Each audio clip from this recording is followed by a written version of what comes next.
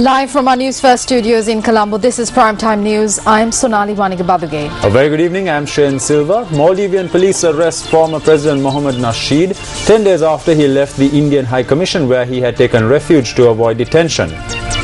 That's right, our News First international desk has more on this story, but before that, we start off with a look at tonight's headlines. Parliamentarian Duminda Silva returns to the island. Lasit Malinga's outburst before the media criticised. And Minister Mahinda Samarasinghe says that the US-sponsored resolution on Sri Lanka at the UNHRC has not been officially announced as yet.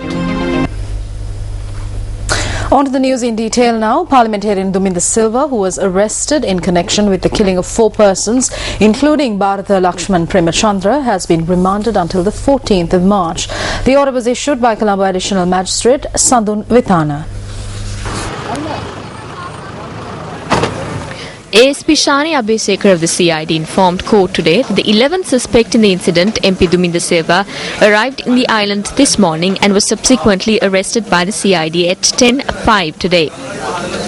He also informed court that the MP is currently receiving treatment at a private hospital in Colombo under the supervision of Dr. Maheshi Vijayaratna and urged court to place the suspect in remand custody. Appearing on behalf of the relatives of Duminda Silva, attorney-at-law Tanuja Premaratna said that his client, who was receiving treatment in Singapore for close to 2 years, has not fully recovered from his injuries. Attorney-at-law Premaratna urged court to allow his client to continue receiving treatment in hospital, taking into account his present condition. The magistrate ordered the MP, Duminda Silva, be remanded until the 14th of March, adding that he would be visiting the hospital and looking into the MP's health condition and would then decide on a future course of action. The magistrate visited MP Duminda Silva in hospital this afternoon.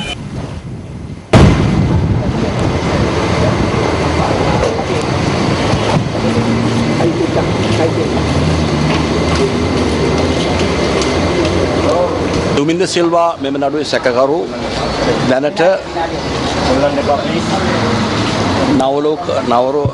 Duminda Silva, who is a suspect in this case, is receiving treatment at the Navaloka hospital. The doctors who treated him at the hospital in Singapore have recommended that he be kept in a hygienic environment, preferably a place where the doctor who operated on his skull works at. The doctors have said that if not, his life could be at risk. The magistrate came here today and examined him. He couldn't say anything at the time as he was sedated. Subsequently, the magistrate ordered that he be placed in remand custody in this location in a similar environment. I think officers from the Colombo prison came here today and arrested him in hospital. This photograph shows him after he was shot and before a section of his skull was removed. This section was removed in order to remove the bullets from his head and save his life. An aluminium plate has been affixed to his skull. His life could be in danger if some infection gets through this aluminium plate. When surgery was being performed, the plate was removed and open neurosurgery was performed. I must reiterate that it is a medical miracle that he is still alive.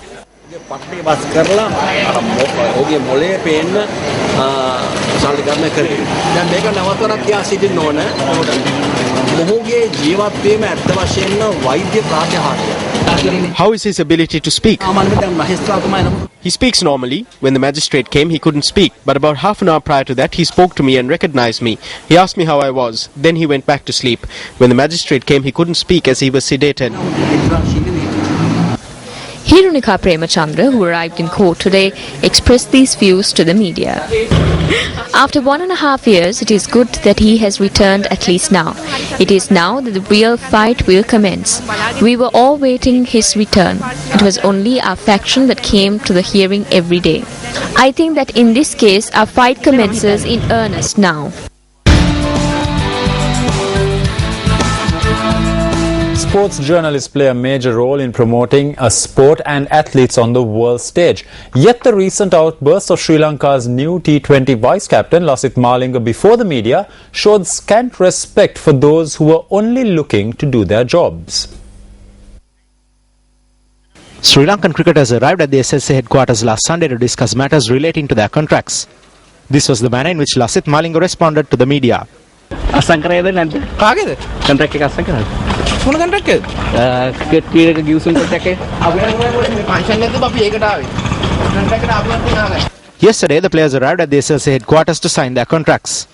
Journalists approached Lasith Malinga with questions.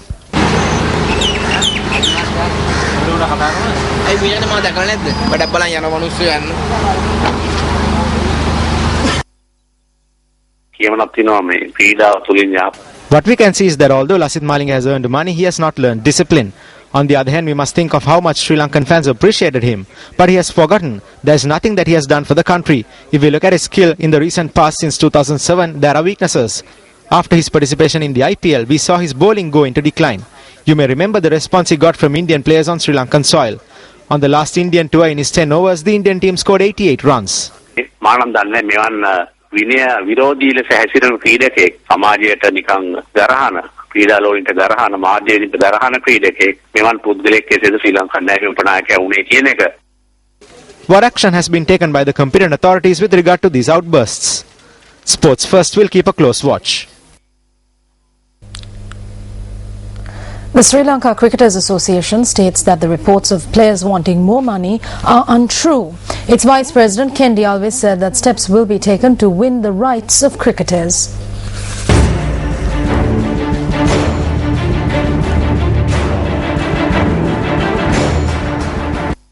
The Sri Lankan cricketers signed central contracts yesterday with the contracts consisting of 5 categories. A communique issued by Sri Lanka Cricket states that Angelo Matthews, T.M. Dilshan, Mahela Jayawardena, Kumar Sangakkara, Lasith Malinga, Nuwan Kulasekara and Rangana Herata listed under Category 1. Category 2 includes Dinesh Chandimala and Ajantha Mendis, while Category 3 includes Lahira Tirumana and Thisara Pereira. Shamin Deranga, Chanaka Velagedara, Dimuth Karunaratna, Jeevan Mendis, Suraj Randiv, Kusal Janit Pereira, Sachitra Senanayaka, Upul Taranga, Suranga Lakmal and Nuwan Pradeep are listed under Category 4. Prasanna Jayawardena and Thilan Samaravira have been listed under a special category. However, the Sri Lanka Cricketers Association notes that through signing these new central contracts, the players have lost out on several benefits that they were previously entitled to. When Sports First made inquiries, the association's Vice President Kendi Alves said that though they were invited to be involved in signing of players' contracts, Sri Lanka Cricket did not give them the opportunity to do so. The Vice President revealed that through the new contract, the team will not receive the 25% of funds presented by the ICC to SLC during ICC organised events. He revealed that this money is an entitlement and not a demand made by the players. Issuing a communique, Sri Lanka Cricket announced that this money would be used to develop the sport in the country. The communique also states that the cricketers had proposed that they could return the 25% due to them for the development of the sport. The communique further reads that SLC had rejected this proposal.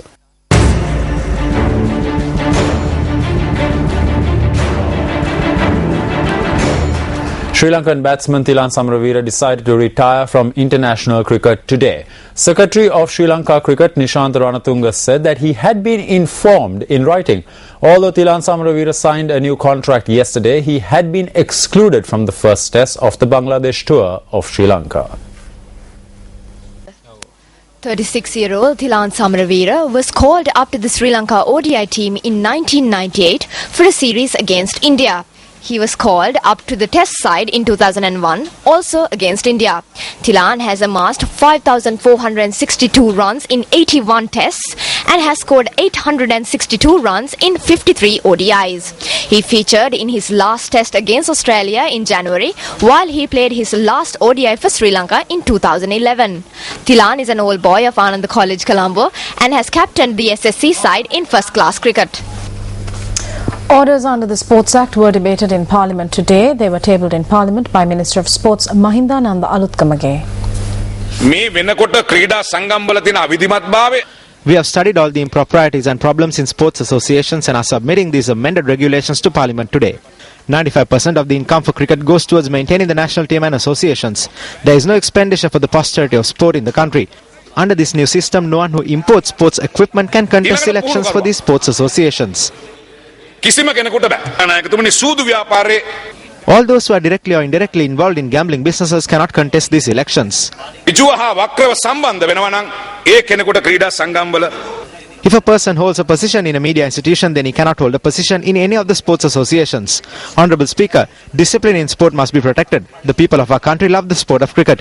We have commenced a major program to break this dictatorship over cricket, give opportunities to new players, create a new culture and win the 2015 World Cup. නව සංස්කෘතියක් හදලා 2015 ලෝක කුසලානේ ශ්‍රී ලංකාවට ගෙනීම සඳහා අපි දැවන්ත වැඩපිළිවෙලක් හදලා තියෙනවා. Mr. Gamini Dissanayake, Mr. Tiron Fernando, and spectacular reference should be made to Mr. Gamini Dissanayake, who basically ensured that we were able to get ICC test status. Now he led that cricket board to such a way that the political inputs were required in order to get the government's intention at that particular moment and got the ICC status. And what was the first committee that he appointed? For persons of repute, as I said before, who didn't want to have money made out of the sports, but wanted to put into the sports. And if you look at then, you had Vice President Mr. Kili Rajamahendra. Now, I'm sure Mr. Arjuna Ranatunga is here, Aravind, Siddharth Vettamuni, Asanta Dimel, those people will vouch that at that time there was no money in the cricket board. Kiri Raja Mahendra was able to bring in and put in at the call of Mr. Gamini Dissanayake. Those were the type of people that led it at that time. I guess if you have an independent finance commission, this will happen. You might be able to get philanthropists or benefactors to come and contribute to the sports rather than take out of the sports.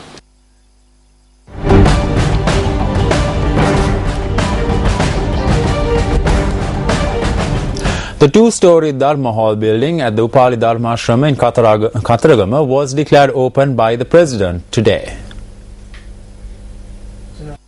The Dharmasala is a brainchild of Aggamahapandita Venerable Kotugoda Dhammavasa Thera. Several other events were also held concurrent to the main event. Sacred relics were also placed at the Chaitya that was constructed at the Upali Dharmashrama in Kataragama.